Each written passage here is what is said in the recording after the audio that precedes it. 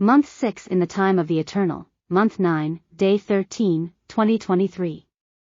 Psalms 37 verse 23. The steps of a good man are ordered by the Lord, and he delighteth in his way. Who orders the rivers to follow their course? Who gave them their mandate? Who held back the waters of the Jordan so that my people would pass on dry ground? And parted the Red Sea so that they could be saved from their oppressors? I, the great I am.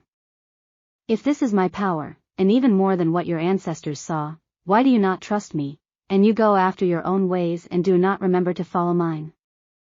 Were you there at the time when I placed the sun in its place, and ordered the stars, and gave the moon its route?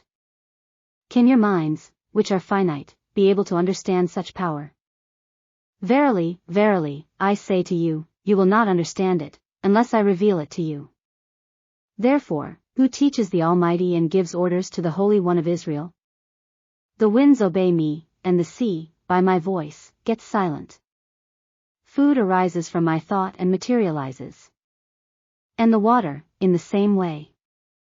Then why do you doubt and fear?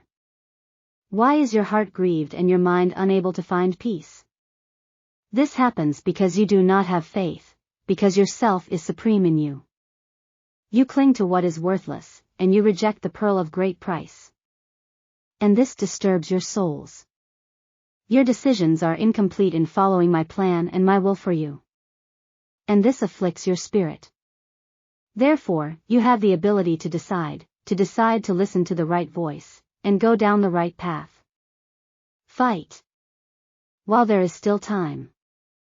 Whoever sees that he can no longer swim, and cries out for help, they go to his aid and take him to safe ground. How much more will I do for you, for whom I left my throne to die the death of a cross for you? Why do you say that I neither see nor hear?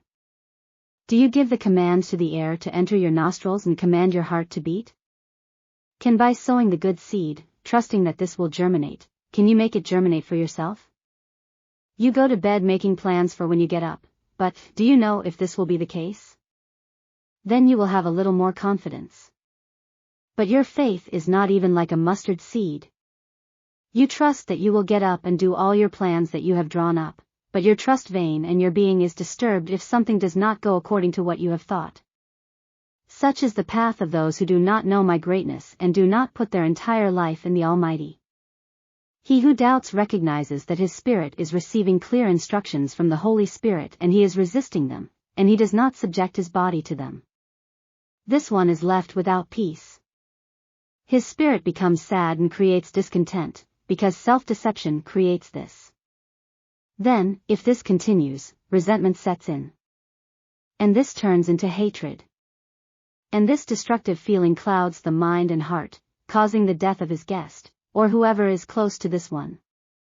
Draw near to me and I will draw near to you, for there is no peace and salvation outside of me.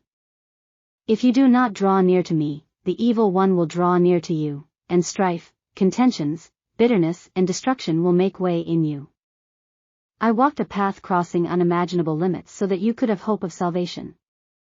I am the only one who came down from heaven to you and from you to heaven, traveling and fulfilling to the letter the plan of salvation. Then why do you set your eyes and ears on mortals, believing that they will save you?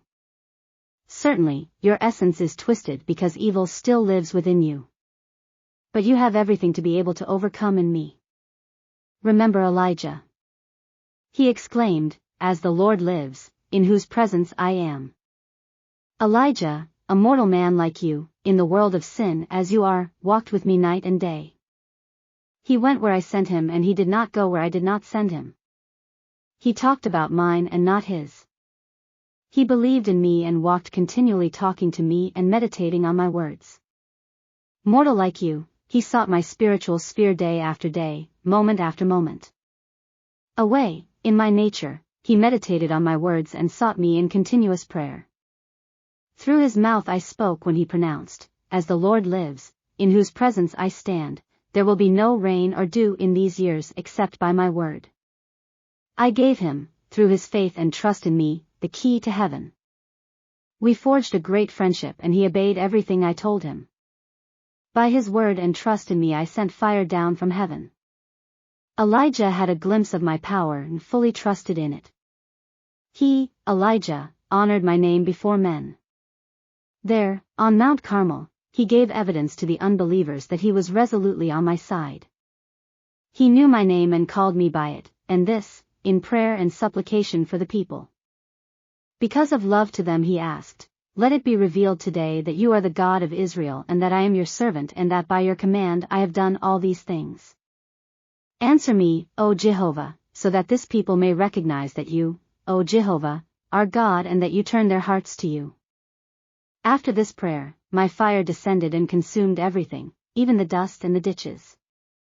And then the people believed in me and praised me and feared my name. There, Elijah, in my zeal, destroyed the false prophets and gave prophecy to Ahab saying, Go up, eat and drink, because it can be heard the noise of a great rain." And Ahab did not hesitate, but went. And Elijah, in Carmel, prostrated himself and placed his face on his knees. And he said to his servant, "Go and look toward the sea," and the servant went. And like this, 6 times. And he came back saying, "I haven't seen anything."